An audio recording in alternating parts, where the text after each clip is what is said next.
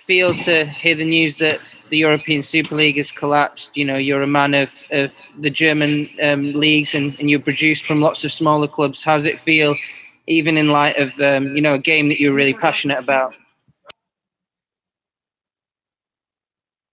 I think I don't have to prove to you that that I'm passionate about this game, and this is clear. Everybody who works in this club, and me, myself, and my team, we love this game and we love the competition. And honestly, like the last 2 hours, I did not think 1 second about Super League, and then all the questions come up again right after the game. I was totally into the match, and now I'm more disappointed that we had not our best day, and we could not deserve to win than about any other subject, including Super League. I'm just coming from the dressing room, and we were not talking about that. We were talking about the game 100%. Jeremy Langdon, Sky Sports News. Yeah, hi Thomas. You saw the passion of the Chelsea fans outside the ground tonight. Obviously, they hated the idea of the Super League. What's your message to them? And did they speak, do you think, for all football fans tonight? My message is very clear. I miss every supporter of us in the stadium. I miss supporters since over 1 year. I don't want to get used to it, to play in empty stadiums. This is my message. And the message is clear. We thought like that.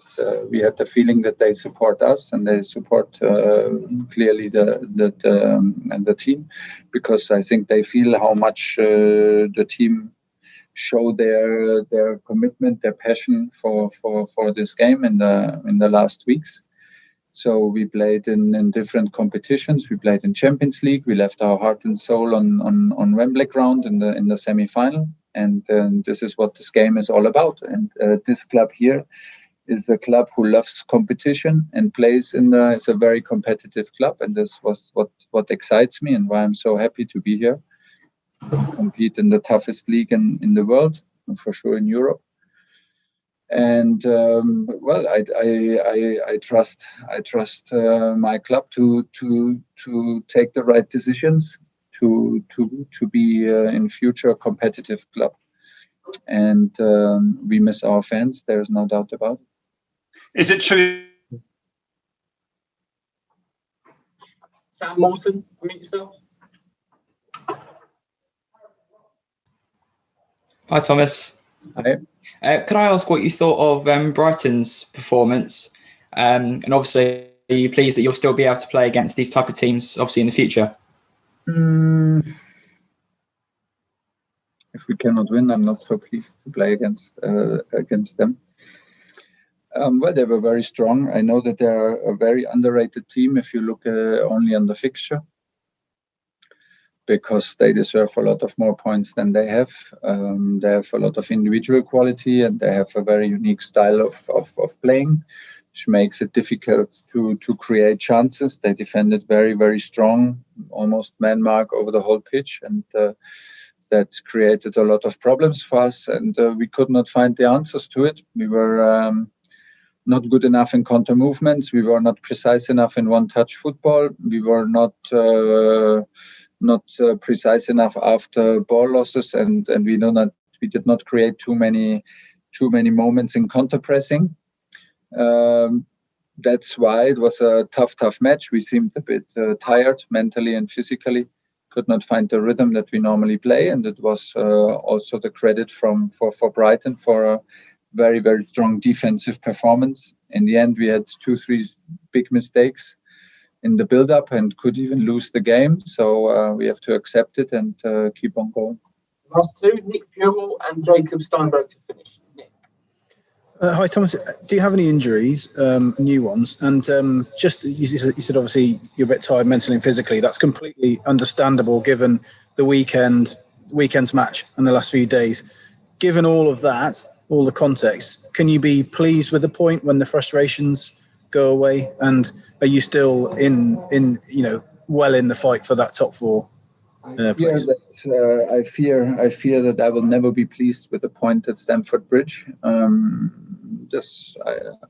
fear that this will never happen. we were clearly was clearly our target to win the home match. Even if we knew that it's a tough one, I was a bit concerned about the physical impact and the traveling after Porto and Man City, but we decided to let the team play in with not so many changes between Porto and Man City. Today we had enough changes, I thought, to be a bit more fresh. But like I said, maybe we lacked one day. It's a big difference if you have 2 days in between matches or 3 days. Maybe we lacked one day to be a bit more relaxed, to be a bit more to be a bit more fresh. But you have to admit also that was a huge distraction since 2 days. Was not the full focus on our game, which maybe plays also a role in all this. So given all the circumstances, we are clearly not happy. But I have to accept that we did not deserve more today, which is maybe for the first time. Tomorrow is the day off, I think. Well deserved, and then we will prepare the West Ham game. We have also to when we have 1 or 2 nights to sleep over this, we will see that we are on 4th place, and it is in our hands, and it is a tight race. So we missed now 2 opportunities in the home matches. This is what worries me a little bit, but it's like this. We have to keep on going. Last question, Jacob Steinberg. Hi, Thomas. Nobody doubts your passion and love for football. You clearly don't want to be talking about the Super League over and over again. Is it up to owners to realise that it's the game is about competition, integrity, risk, and everything that goes with that, so that you don't have to? And we're not talking about this all the time, in 2 years or 3 years, whenever it might be.